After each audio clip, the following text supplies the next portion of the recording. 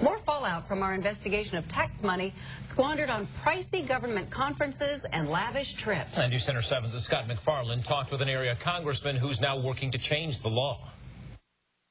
We told you when the U.S. General Services Administration spent about $1 million for an employee party in Vegas. We also told you when the VA staged a pricey conference near Disney World, even shuttling employees to the resorts.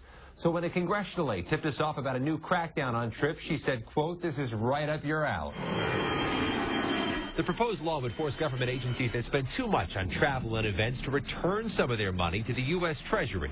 If an agency spends more than $600 a day per employee for a conference, then money must be returned.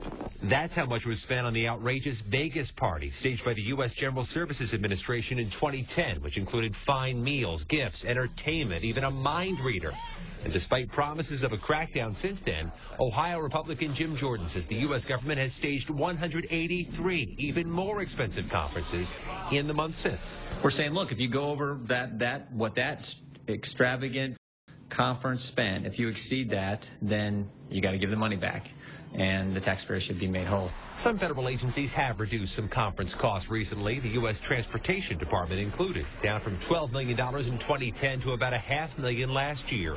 But the congressman and a Transportation Department official had a heated exchange this week over whether further reductions are needed. I'll be happy to run the committee talking about sequestration. You don't know how many conferences you went to? Because we've already achieved the savings we think we can achieve on the conference. Well, maybe we would disagree with that, and we'd like to have that information in front of the committee. I'm happy to get it for you. That was You might think you've achieved it, but maybe the American taxpayer doesn't.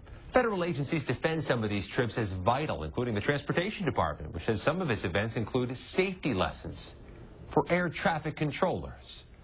Scott McFarland, News Center 7.